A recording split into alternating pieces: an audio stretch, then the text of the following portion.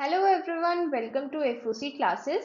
सो students, आज के video से हम स्टार्ट कर रहे हैं इम्पोर्टेंट क्वेश्चन आंसर सीरीज।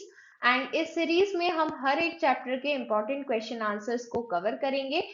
आज हम स्टार्ट कर रहे हैं class 12 information technology chapter 1 database concepts RDBMS tools के साथ। एंड यहाँ पर हम इस चैप्टर को स्टार्ट करने से पहले रिकॉल करेंगे जो भी हमारे की कंसेप्ट्स थे चैप्टर में। तो मैं आपको इन्फॉर्म कर दूं, देखिए students, already detailed videos uploaded हैं फॉर डेटाबेस कंसेप्ट। तो आप पहले वो प्लेलिस्ट कंप्लीट करें जहां पर डिटेल्ड वीडियोस हैं, ताकि आपको पूरा चैप्टर अच्छे से समझ में आ जाए और फिर आप ये क्वेश्चन आंसर्स कंप्लीट करेंगे। Okay, so let us start the video.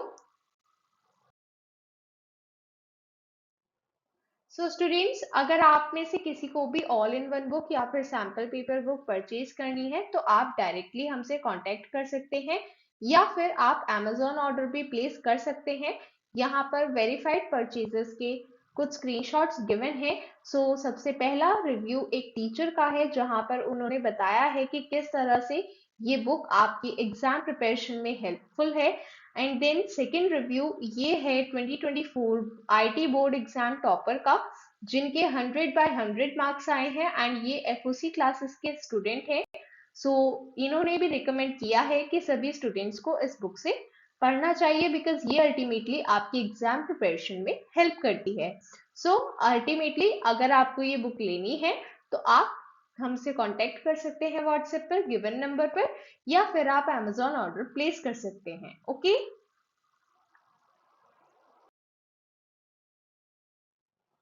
Proceeding to question 1। तो सबसे पहले यहाँ पर फर्स्ट क्वेश्चन है, डेटा एंड इंफॉर्मेशन को डिफाइन करना है। ये 2 मार्क्स का क्वेश्चन है, तो हम दोनों की डेफिनेशन यहाँ पर मेंशन करेंगे। सबसे पहले डेटा क्या होता है? Data is a collection of raw facts, means ऐसे फैक्ट्स जिन्हें अभी हमने प्रोसेस नहीं किया है, उनसे कोई इंफॉर्मेशन एक्सट्रैक्ट नहीं की है, ऐसे रॉ फैक्ट्स के कलेक्शन को हम कहते हैं data. Then what is information? जब हम इस डेटा को प्रोसेस कर देंगे देन वो इंफॉर्मेशन बन जाती है, means information is produced by processing data. Okay, ये दोनों डेफिनेशन बहुत इंपॉर्टेंट है, प्रीवियस ईयर क्वेश्चंस का पार्ट है। Okay, then next question 2, what is database? mention its two properties। ये 3 मार्क्स का क्वेश्चन है। सबसे पहले 1 मार्क में हम डेटाबेस की डेफिनेशन लिखेंगे। तो चलिए देखते हैं क्या है definition. A collection of related data that has been recorded, organized and made available for searching is called a database। Means जब हम related data को, means ऐसा data जो किसी specific purpose के लिए बनाया गया है, ऐसे data के collection को जब हम record करते हैं, organize करते हैं and उसमें searching के लिए available होता है वो data, तब हम उसे कहते हैं database। ठीक है, यहाँ पर इसकी 2 प्रॉपर्टीज की बात करते हैं। सबसे पहला, ये डिजाइन किया जाता है, बिल्ड किया जाता है, मतलब बनाया जाता है for a specific purpose. Means कोई एक स्पेसिफिक पर्पस होगा, कोई एक स्पेसिफिक टास्क होगा जिसके लिए ये डेटाबेस बनाया गया है। देन इसका कोई भी साइज और कोई भी कॉम्प्लेक्सिटी हो सकती है, मींस ये कितना भी बड़ा और कितना भी छोटा हो सकता है, इसका कोई भी साइज हो सकता है एंड ये सिंपल भी हो सकता है और ये कॉम्प्लेक्स भी हो सकता है। ओके,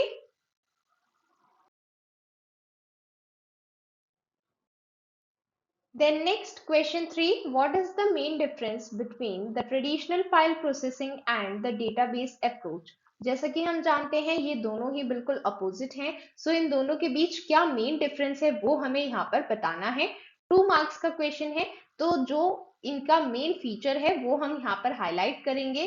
ट्रेडिशनल फाइल प्रोसेसिंग में डेटा सेपरेट फाइल्स की फॉर्म में स्टोर होता है, बट अगर हम बात कर रहे हैं डेटाबेस अप्रोच की, तो यहाँ पर डेटा की एक सिंगल रिपोजिटरी होती है।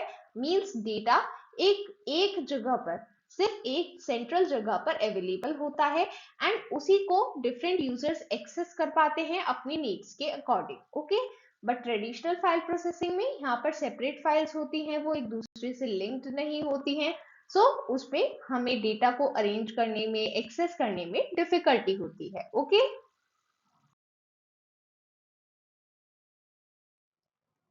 देन नेक्स्ट क्वेश्चन, यहाँ पर हमें कुछ टर्म्स गिवन है, हमें इन्हें डिफाइन करना है। ये भी प्रीवियस ईयर क्वेश्चन का पार्ट है, बहुत इंपॉर्टेंट है।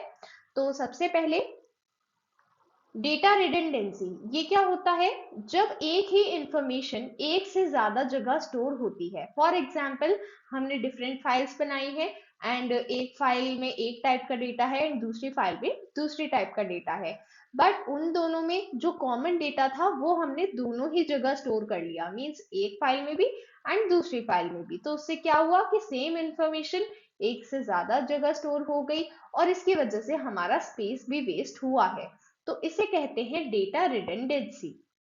देन डेटा इनकंसिस्टेंसी मींस जब हमारा डेटा इनकंसिस्टेंट हो। तो इनकंसिस्टेंट कब बनेगा? जब हम एक फाइल को तो अपडेट कर दें जिसमें वो इंफॉर्मेशन थी, पर जो दूसरी फाइल थी जिसमें वही सेम इंफॉर्मेशन थी, हम उसे अपडेट करना भूल जाएं। तो ऐसे में क्या होगा कि एक फाइल में अपडेटेड डेटा है, एक फाइल में डेटा अपडेटेड नहीं है, तो उसे क्या कहेंगे कि हमारे डेटा में इनकंसिस्टेंसी है। ओके। इसके बाद third point, lack of data integration. तो इंटीग्रेशन का मतलब क्या होता है? इंटीग्रेट करना मींस चीजों को इकट्ठा लाना, एक साथ लाना। फॉर एग्जाम्पल, अगर एक यूजर है, उसे मल्टीपल फाइल्स को एक्सेस करना है, अगर वो फाइल्स इंडिपेंडेंट होंगी, मींस एक साथ एक दूसरे के ऊपर डिपेंडेंट नहीं होंगी, एक दूसरे से लिंक्ड नहीं होंगी, तो क्या यूजर इजीली एक्सेस कर पाएगा? नहीं। बट अगर वही फाइल्स डिपेंडेंट होंगी, एक दूसरे से लिंक्ड होंगी, तो यूजर इजीली एक्सेस कर सकता है इंफॉर्मेशन को। बट क्योंकि यहाँ पर हमसे पूछा गया है लैक ऑफ डेटा इंटीग्रेशन, तो क्या हम बताएंगे? As data files are independent, accessing information out of multiple file becomes very difficult. Because यहाँ पर लैक की बात हो रही है, ठीक है, मीन्स यहाँ पर डेटा इंटीग्रेशन की कमी है। Okay. Then next question, what is database management system DBMS? Mention its two main characteristics. तो सबसे पहले डेटाबेस मैनेजमेंट सिस्टम क्या होता है? एक ऐसा कलेक्शन प्रोग्राम्स का जहां पर हम एक डेटाबेस को क्रिएट करते हैं, मेंटेन करते हैं एंड यूज करते हैं। तो यहाँ पर हम बेसिकली क्या मेन चीज यहाँ पर बनाने वाले हैं, वो है डेटाबेस। इसी को मैनेज करना, क्रिएट, यूज करना, वही सब होता है, उसी का कलेक्शन होता है डेटाबेस मैनेजमेंट सिस्टम। ओके। सो यहाँ पर हम टू कैरेक्टरिस्टिक्स बताएंगे। सबसे पहला है self describing nature of a database system. Means एक डीबीएमएस में वो डेटाबेस भी स्टोर होगा एंड उसकी डिस्क्रिप्शन, मींस जो डेटा हम उस डेटाबेस में स्टोर करने वाले हैं, उस डेटा की डिस्क्रिप्शन भी वहां पर अवेलेबल होगी। ठीक है। तो ये जो डीबीएमएस है, ये खुद को ही डिस्क्राइब कर पाता है with the help of this description. Okay. Then installation between programs and data means जब भी हम डीबीएमएस की बात कर रहे हैं तो यहाँ पर एक स्पेशल फीचर है program data independence.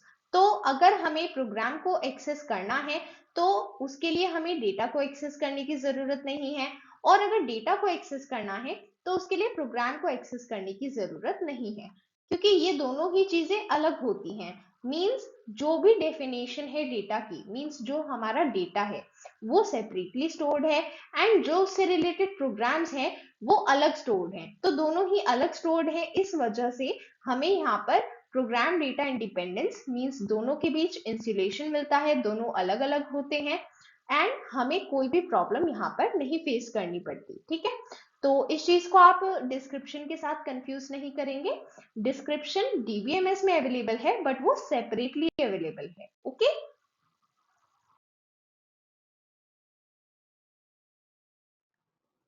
Then next question, explain briefly about any two operations that need to be performed on a database. ये 2 मार्क्स का क्वेश्चन है, तो चलिए देखते हैं। यहाँ पर सबसे पहले ऑपरेशन हमने बताया है डिफाइनिंग द डेटाबेस। मींस जब हम डेटाबेस की डेफिनेशंस देते हैं, वहां पर कौन कौन से कॉलम्स हैं, उनका क्या डेटा टाइप है, उन पर क्या कॉन्स्टेंट्स अप्लाई होने वाले हैं, ये सभी चीजें जब हम बताते हैं तो वो आता है डिफाइनिंग डेटाबेस के अंडर। Okay.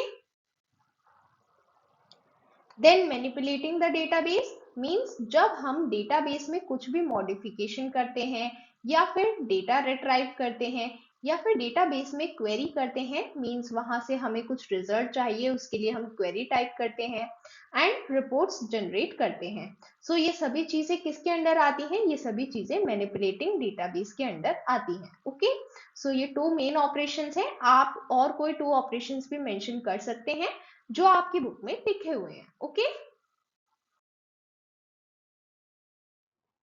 then next question, mention the 4 types of users of DBMS, define any 2 of them.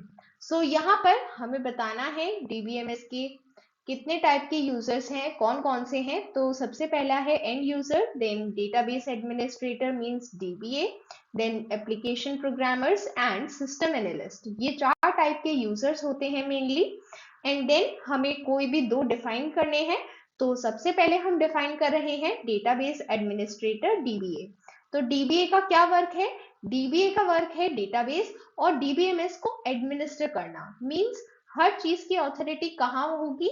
वो DBA के पास होगी। मींस कौन उसे यूज कर रहा है एंड क्या टेक्निकल सपोर्ट प्रोवाइड करना है, कौन से सॉफ्टवेयर एंड हार्डवेयर रिसोर्सेस हैं, उनका कंट्रोल किसके पास है, वो सभी चीजें DBA के अंडर होती हैं। ओके, देन सिस्टम एनालिस्ट ये डिटरमाइन करते हैं कि एंड यूजर की क्या रिक्वायरमेंट है।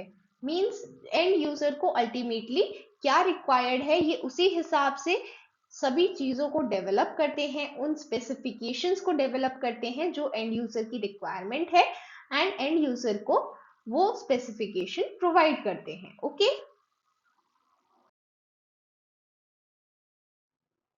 then next question.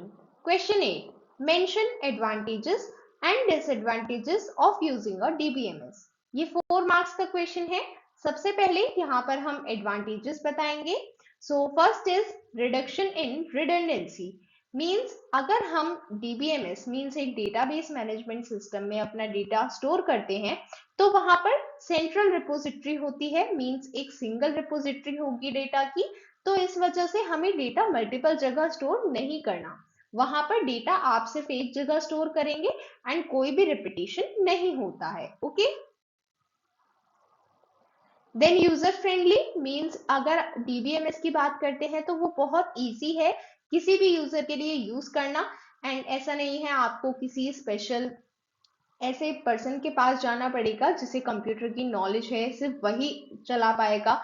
मीन्स ऑफकोर्सली आपको एक बेसिक नॉलेज होनी चाहिए, बट अगर आपने सिंपली डेटाबेस इंटरफेस सीखा हुआ है तो आप उसे यूज कर पाएंगे। ऐसा नहीं है कि अगर आप एक MCA प्रोफेशनल हैं तभी आप डेटाबेस चला पाए। ओके, देन डिसएडवांटेजेस क्या होते हैं? सबसे पहला हाई कॉस्ट। ऐसा नहीं है कि DBMS बहुत इजीली इंप्लीमेंट हो जाता है। DBMS को इंप्लीमेंट करने की कॉस्ट बहुत हाई होती है एंड क्योंकि यहाँ पर बहुत सारी चीजों का ध्यान रखना पड़ता है, बहुत सारे अलग अलग स्पेसिफिकेशंस डेवलप करने होते हैं, इस वजह से ये एक बहुत टाइम कंज्यूमिंग प्रोसेस है।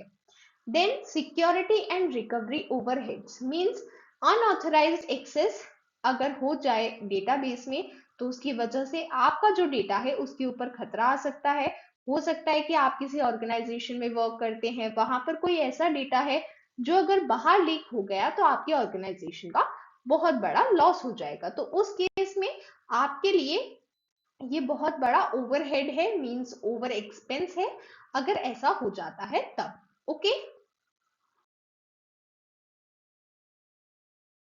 So students that was all for today. इसके बाद हम नेक्स्ट पार्ट में और क्वेश्चंस डिस्कस करेंगे। आई होप आपको ये सीरीज पसंद आएगी and please mention in the comments if you like it and I will bring more videos very soon. Okay, we'll meet you soon in the next video. Till then, bye bye.